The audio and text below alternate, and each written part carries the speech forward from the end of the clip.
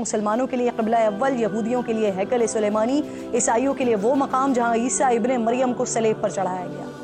یہ دنیا کی واحد سرزمین ہے جس کو مسلمان، یہودی اور عیسائی تینوں مقدس مانتے ہیں۔ اس کے گلی کوچے کئی جنگوں کی عینی شاہد ہیں۔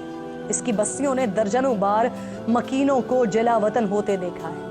تاریخ کی کتابوں میں ارض مقدس پر پہلا حملہ تقریباً 2500 سال پہلے 587 قبل از مسیح میں سلطنت بابل کے بادشاہ نے کیا۔ اس کی فوج نے ہیکل سلیمانی کو تباہ کیا، ہزاروں یہودیوں کو قیدی بنایا، انہیں ان کے گھروں سے بے دخل کر کے غلام بنا کر لے گیا۔ اس حملے کے نتیجے میں تابوت سکینہ غائب ہو گیا، جس کا آج تک سراغ نہیں لگایا جا سکا ہے۔ کہا جاتا ہے کہ اس صندوق میں حضرت موسیٰ کا عصا، حضرت ہارون کا امامہ، حضرت سلیمان کی انگوٹھی، منسلوہ سمیت انبیاء علیہ السلام کی مزید نشانیاں موجود ہیں۔ یہودیوں کی مشکلات اس وقت ختم ہوئیں جب 539 قبل مسیح میں ایران کے پہلے بادشاہ سائرس اعظم نے سلطنت بابل کو فتح کیا۔ یہودی قیدیوں اور غلاموں کو رہا کیا، انہیں اپنی سرزمین پر واپس جانے کی اجازت دی۔ یوں جلا وطن ہوئے یہودی اپنی سرزمین پر واپس لوٹے۔ انہوں نے ہیکل سلیمانی کو اثر نو تعمیر کیا۔ زیادہ وقت نہیں گزرا کہ رومی افواج 63 قبل مسیح میں یروشلم پر حملہ آور ہوئی۔ ہیکل سلیمانی کو پھر تباہ و برباد کیا گیا، یعنی یہودیوں کی عبادت گاہ کا نام و نشان پھر صفحہ ہستی سے مٹ گیا۔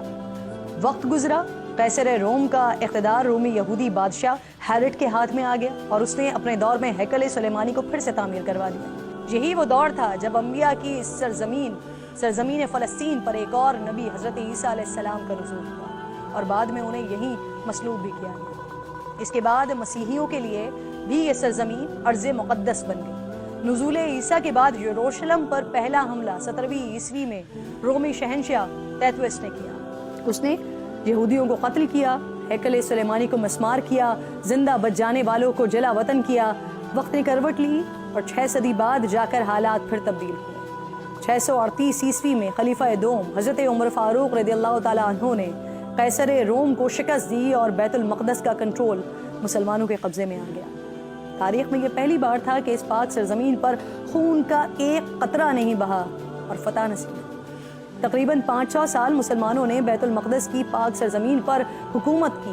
1099 عیسوی میں پہلی صلیبی جنگ چھڑ گئی۔ صلیبیوں نے مسلمانوں کو شکست سے دوچار کیا۔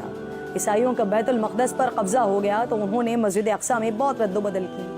مسجد میں رہنے کے لیے کمرے بنائے، متعدد دیگر عمارتوں کا اضافہ کیا، مسجد کے اندر اور اس کے ساتھ ساتھ گرجا گھر بھی بنا لیا۔ اس جنگ میں مسلمانوں کا بہت خون بہایا گیا۔ مسلم سلجوق ریاست بڑھ چکی تھی، مسلمان زوال کا شکار تھے، لیکن انہوں نے بیت الاقصیٰ پر اپنا کلیم نہیں چھوڑا تھا۔ تقریباً 90 سال گزر گئے، مسلمان اپنی کھوئی ہوئی زمین واپس نہیں لے سکے، لیکن کیا اس وقت مسلمانوں نے ہمت ہار دی؟ نہیں، اور پھر اللہ نے ایک مرد حر، مرد مجاہد کو بھیجا، سلطان صلاح الدین ایوبی، جنہوں نے بیت المقدس کو آزاد کروانے کی کوششیں شروع کی، لیکن بار بار ناکامی کے بعد بھی وہ رکے نہیں، حوصلہ نہیں ہارے۔ تقریباً 16 حملوں کے بعد بالآخر فتح یاب ہوئے۔ سلطان نے مسجد اقصیٰ کو اپنی اصل حالت میں بحال کیا۔ تاریخ کی کتابوں میں آتا ہے کہ مسلمانوں نے مسلسل 1 ہفتے تک مسجد کو عرق گلاب سے غسل دیا۔ حلب سے ایک عظیم الشان اور نادر ممبر تعمیر کروا کر مسجد میں نصب کروایا گیا۔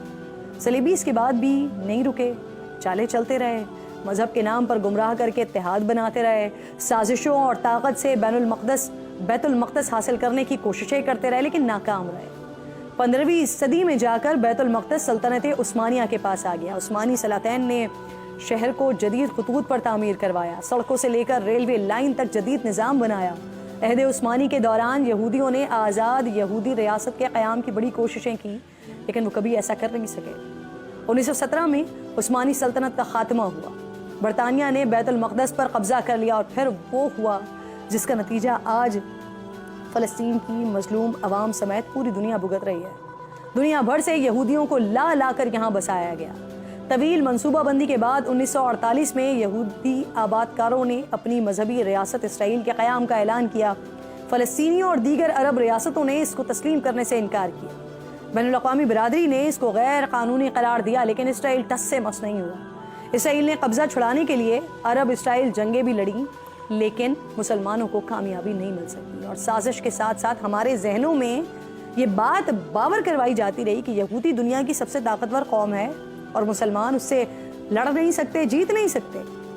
مسلمان حکمرانوں کی عیاشیوں نے مسلم دنیا کو کمزور بنایا، جس کا فائدہ اسرائیل کو ہوا۔ آج ہمارے بڑے بڑے دانشور بھی یہی کہتے پھرتے ہیں کہ 70 سال میں جو کچھ حاصل نہیں کر سکے وہ اب کیا حاصل کر لیں گے۔ تو ان کی اطلاع کے لیے یہ عرض ہے کہ صلاح الدین ایوبی نے بھی 90 سال بعد مسجد اقصیٰ کو حاصل کیا تھا۔ اس وقت بھی دشمن بڑا مضبوط تھا، مسلمان اس وقت بکھرے ہوئے تھے، لیکن اللہ نے ہمیں فتح دی تھی۔ جس اسرائیل سے ہمیں ڈرایا جاتا ہے، جن یہودیوں کے قصے سنائے جاتے ہیں، کیا انہوں نے اسرائیل کو ایسے ہی حاصل کر لیا تھا؟ انہوں نے بھی 2500 سال طویل جدوجہد کی ہے، لٹتے رہے، قتل ہوتے رہے، قیدی بنے، غلام بنے، جلا وطن ہوئے، گمنامی کی زندگی کاٹتے رہے، الغرض ہر حالات کے بدترین حالات کا سامنا انہوں نے کیا، لیکن اپنی اولادوں میں بس ایک بات منتقل کرتے رہے کہ اس اپنی ریاست کو انہوں نے حاصل کرنا ہے، اور وہ انہوں نے سازشوں سے حاصل کر بھی لیا، اور اب طاقت اور مال کے بل پر قابض بھی رہنا چاہتے ہیں۔ لیکن ہمیں کسی صورت مسجد اقصیٰ کو بھولنا نہیں ہے، چاہے ہم دیکھ رہے ہیں کہ مسلمان ریاستیں عملی طور پر بے بس نظر آ رہی ہیں، چاہے اس وقت دنیا شیطانی قوتوں کے ہاتھ میں ہے، لیکن وقت آئے گا۔ ایمان رکھیے، یقین رکھیے، اور متحد ہونے کی کوششیں کرتے رہیے کہ مسجد اقصیٰ ہماری ہے اور انشاءاللہ ہماری رہے۔